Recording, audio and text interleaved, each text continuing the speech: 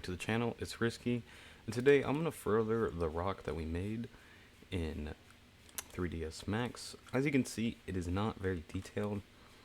We left off with something like this. We did have more detail to it. We put little bumps, but they didn't really look that realistic.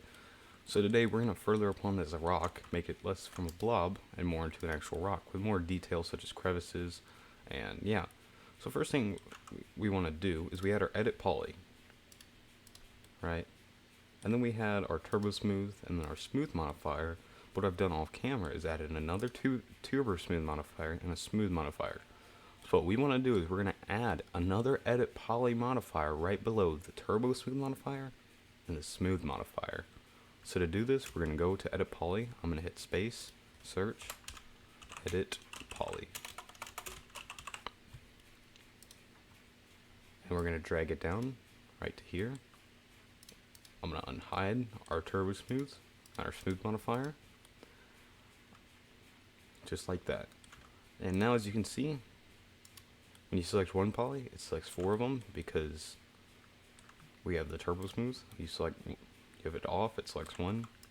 And what we're going to do here is we're actually going to use the same paintbrush tool that we used to get our box to look, to get it from this boxy shape to this. So what we're going to do, we're going to do Alt and 4. As you can see, it drags around just like we did before. Now, as before, Shift and left mouse button changes the strength, and Control and left mouse button changes the fallout. As you can see, you need enough strength and fallout to actually make a change to your mesh. So we're going to go to this edit poly, Alt and 4. As you can see, we can move around the topology and the polys and the verts. Now you want to make sure that when you do this, you don't create anything such as this, or you just want to simply go, being in vert mode 2 will help you, just so you can see where all your verts are. You just want to go around your model and create dents, such as, and maybe even some crevices. Now it can be hard with this turbo smooth modifier on, so we can turn it off. It'll look a little jaggedy, but that's okay for right now. And we're just going to go around and mess with these verts, just to create a little bit more of a realistic rock model. Again, I'm using a paintbrush by hitting Alt and 4, just like the last tutorial. If you haven't watched the last tutorial, please do so. I'll link it in the description. I highly advise you to watch that before you watch this. I'm using a lot of terms and tools that I'm not going to go over and explain, because it'd be a waste of time. So we're just going around the model, and we are creating, we're striving away from the basic model that we had and going more towards a rock model. And we want to just go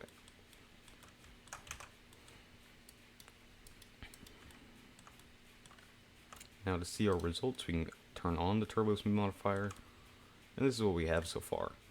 Now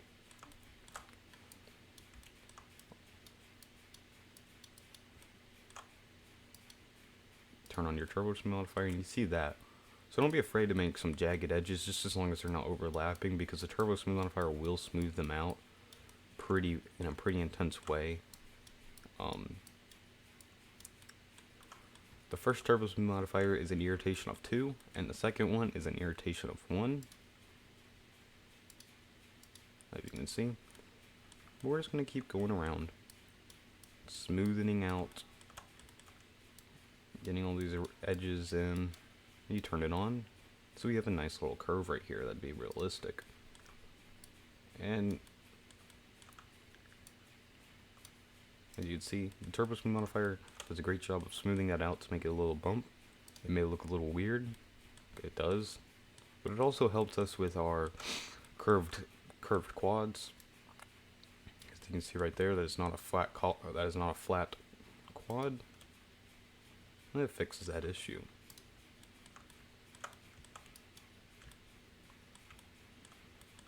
We're just going to go around the model, and if you do end up messing up, like let's say right here, right, these 4 polys, we're going to get out of our paint mode brush. These 4 polys right now, they're kind of overlapping, these 6 polys. right? We're gonna go down to the relax tool, relax them out a little bit, just so they're not so sharp. As you can see, the relax tool, if we actually select everything by controlling A, relaxing it out, it gets it back to that shape, which is what we kind of had before. We don't really want to, we don't want that shape. The more advanced, the better. And yeah, another thing that we can do is actually use the extrude tool. Extrude some polygons up. Well, to do this. This doesn't look the most realistic. Maybe if you had a couple of polygons selected. I see a lot. Such as this. Turbo smoothed it. That would look a little bit realistic, but you just want to make sure that you keep to the organic look of the model. Like something like that would look really good, because it's very subtle but still noticeable. You can also use the bevel command to do something similar, like this. That's not really look most realistic. You actually could make it look realistic, like this. You can keep that. For now, I'm gonna have one just like up and then out, but I'm not gonna have a bevel one here. You can also use the insert command to do this, such as, because you do that, do another one, go down. You can also use the outline command to do similar tools. So if you want a little bit more of like a direct edit to something like that, use your turbo smooth modifier, and it creates a nice little deep bump. And then you can do stuff such as extrude again. We could do an extrude right here, extrude it out. Then we go to our turbo smooth modifier. We got a nice little bump. And just make sure that you don't do stuff crazy. We want to keep this model looking organic.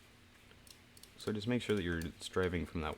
You don't strive away from the organic look, as this is a rock. I'm just adding all these little details in here,